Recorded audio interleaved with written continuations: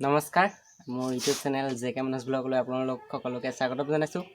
আজি আহিছিলোঁ আমাৰ ওচৰৰে এজন ভাইটিৰ ওচৰলৈ। ভাইটিজনৰ বয়স 14 বছৰ আৰু ভাইটিজনে সুন্দৰ পেঁপা বজায় আৰু বাঁহী বজায়। আহকচোন পেঁপাৰ সুৰ শুনি লওঁ, তাৰপিছত আপোনালোকক শুনাই আছোঁ বাঁহীৰ সুৰ।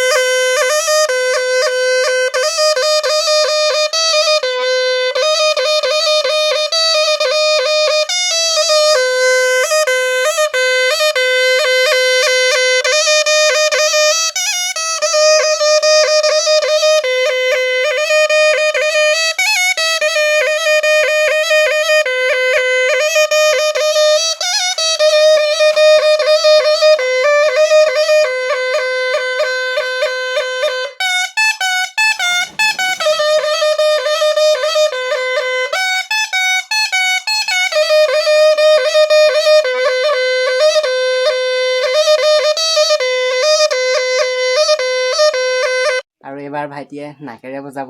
আৰু তোমাক এই পেঁপা বজাবলৈ আৰু বাঁহী বজাবলৈ কোনে শিকাইছিলে? পাপাই শিকাইছিলে। পাপাই তোমালোকৰ পাপাই কিমান দিনৰ পৰা বজাই আছে? মই জন্ম নোহোৱা আগৰ পৰাই বজাই আছে যেনিবা।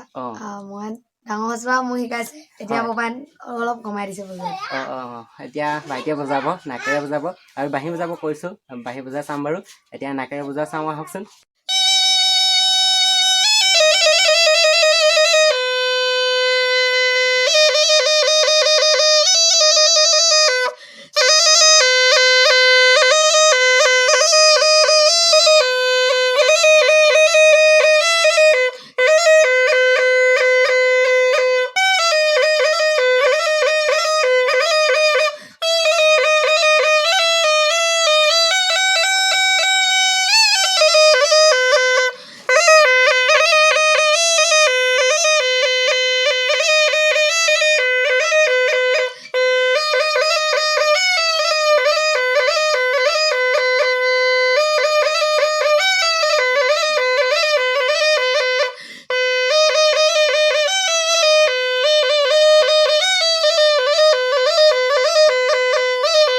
তোমাৰ এনেকৈ মুখেৰে বজাতকৈ নাকেৰে বজালে অলপ কষ্ট হয় ন? হয় বাৰু।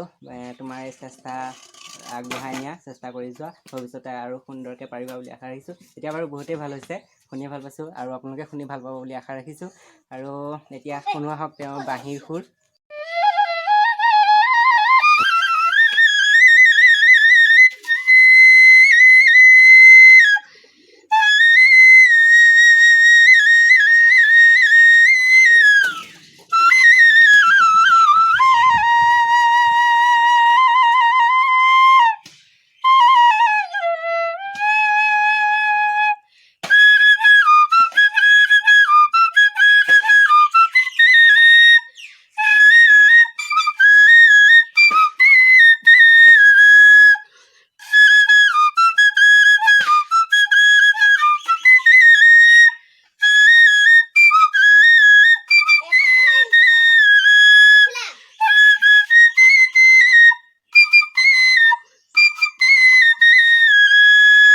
এয়া আপোনালোকে বাঁহী সুৰ শুনিলে, দেখিলে কি সুমধুৰ সুৰ তেওঁ এই বাঁহীত নিগৰাব পাৰিছে।